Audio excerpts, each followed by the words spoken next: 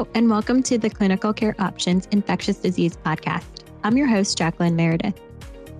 This episode features content regarding ART safety and tolerability in pregnant patients. During this podcast, Dr. Rene Anderson, Professor of Medicine at Johns Hopkins, and Dr. William Short, Professor of Medicine at the University of Pennsylvania in Philadelphia, discuss special considerations when selecting HIV treatments during pregnancy, including efficacy, pharmacokinetic, and safety data.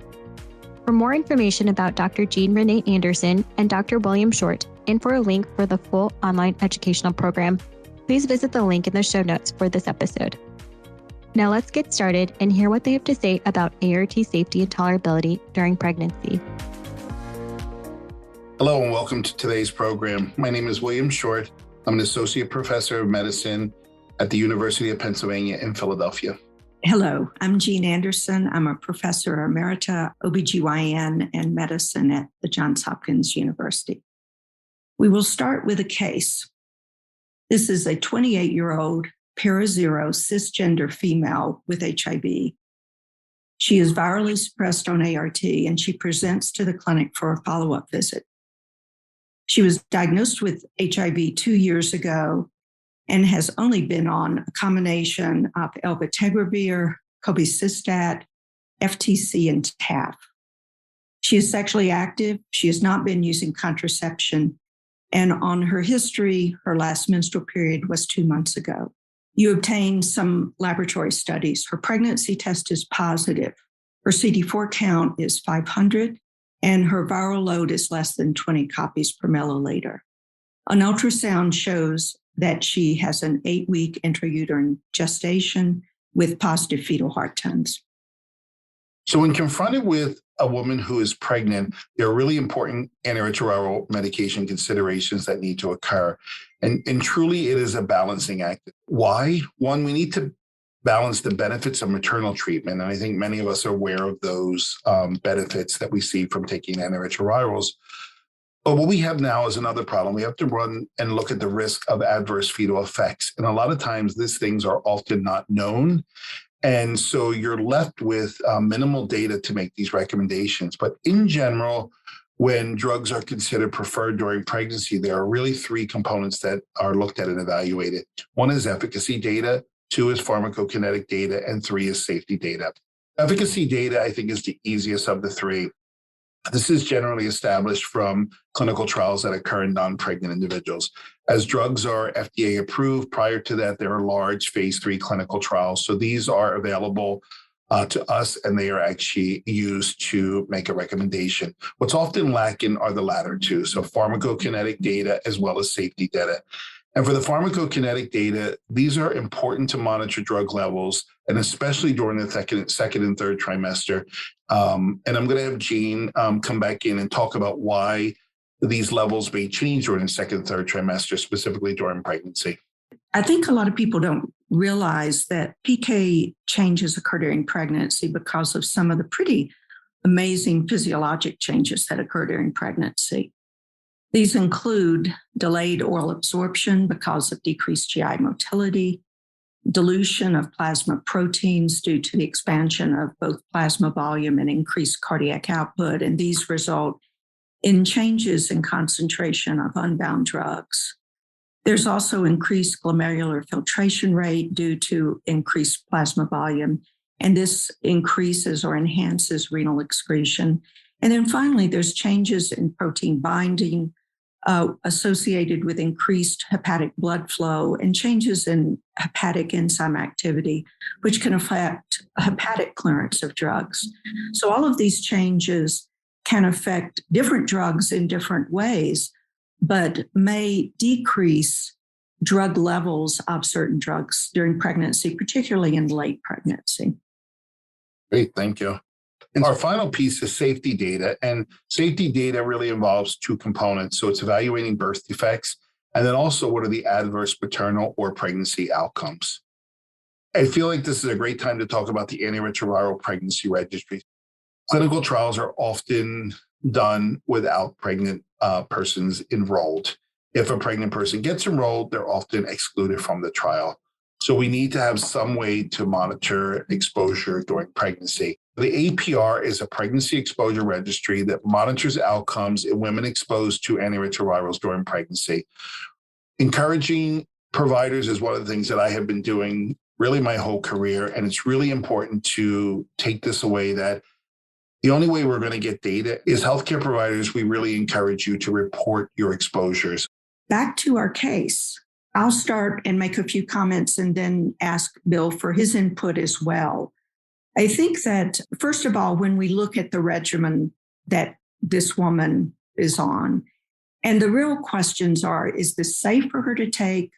Should it be changed? And if we look at the component parts of this regimen, first of all, FTC and TAF are both currently considered preferred NRTI regimens in pregnancy. So we don't have concern there. The primary concern is with the elvitegravir boosted with cobicistat part of the regimen, because this has been associated with decreased drug concentrations in the second and third trimesters. And your concern there is the potential risk for viral failure. Furthermore, as compared to certain other drugs for which this is an issue, higher than standard doses have not been studied. So I think that I'm going to turn it over to Bill to discuss what he would do, but I think that one of the points we both would make is that it's really important in situations like this to have patient-informed decision-making and to include the patient in the what we know, what we don't know, and what the options are. So, Bill, what would you do in this situation? Yeah, so great case. And it's actually a real case because I see this quite frequently. You know, I tend to have at any one time about 3 or 4 pregnant women who present to me on an elvitegravir containing ART regimen. When you look at cobicistat containing regimens, remember cobicistat is a pharmacoenhancer. It's used to boost certain regimens. And the 3 regimens we typically use are an elvitegravir-based regimen, an atazanavir-based regimen, and a darunavir-based regimen. And uses of these during pregnancy is associated with lower drug exposure due to physiologic changes. And it's typically the trough concentration that we're worried about. And what happens when you have lower trough concentrations is you worry about the risk of virologic failure that may occur in the second and third trimester. And we know what happens with virologic failure during a pregnancy. We run the risk of rebound. And obviously our concern is about a perinatal transmission. So if a woman presents during pregnancy on one of these regimens, a discussion really needs to occur. So you need to have that one-on-one discussion, because a lot of times patients are attached to their regimen and do not want to switch. You give the recommendation why, you talk about the lower drug levels, and you have a discussion. Do you want to switch? Do you not want to switch? If the regimen is maintained, so the person does not want to switch, a couple of things you need to do. Make sure absorption is optimized. How do you do that? Take the regimens with food. You actually get higher absorption when you're taking these drugs with food. And then it's also recommended to monitor viral load more frequently, in this case, every 1 to 2 months to make sure. So they're your options when someone presents on a cobicistat containing regimen.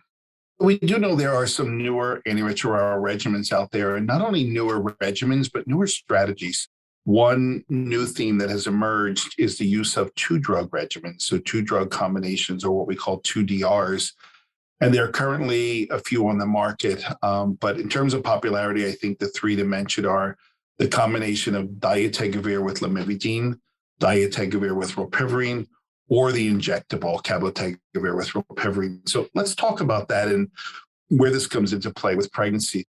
First and foremost, there's no data, start off the bat, on the use of a 2-drug combination during pregnancy. And they're the specific ones that I mentioned. And we're talking about the oral ones now. So it's the combination of dolutegravir with either 3-TC lamivudine or rilpivirine. But the component drugs, right? So we do know, if you go back and look in that beautiful chart Jean just presented, dolutegravir is preferred, 3-TC, rilpivirine, they're all preferred. We have data, we have efficacy data, we have pharmacokinetic data, we have safety data. So these are recommended. What we don't have is the use of 2 versus 3 drugs.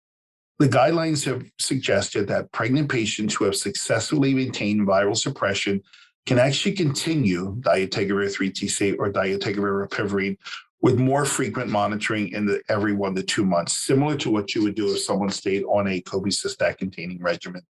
So that's for the oral drug. What about the injectable? We do know the injectables were improved finally in January of 2021, and now we've gone to an every other month option. And this has really, been a landmark for some patients. And a lot of patients that I see are women or persons who can get pregnant, and they are really looking forward to not having to take a pill. However, there is insufficient data on these drugs during pregnancy. We're starting to accumulate it, but it's not there. For rilpivirine, we do have that. It's really the injectable cabotegravir is where we often lack. The recommendation there is if someone becomes pregnant on this regimen, they should be switched to a preferred or alternative 3-drug antiretroviral regimen. And I think this is really important. A recent analysis, and this looks at cabotegravir and rilpivirine pharmacokinetics in pregnant women.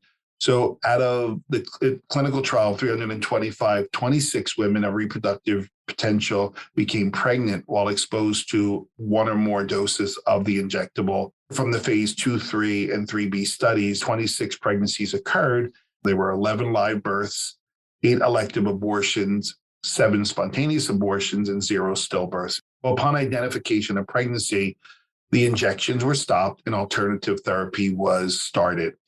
Levels were sustained out to 52 weeks. Why is this important? So it's important because if you stop the injection today, you are still going to have levels that are going to continue throughout the pregnancy.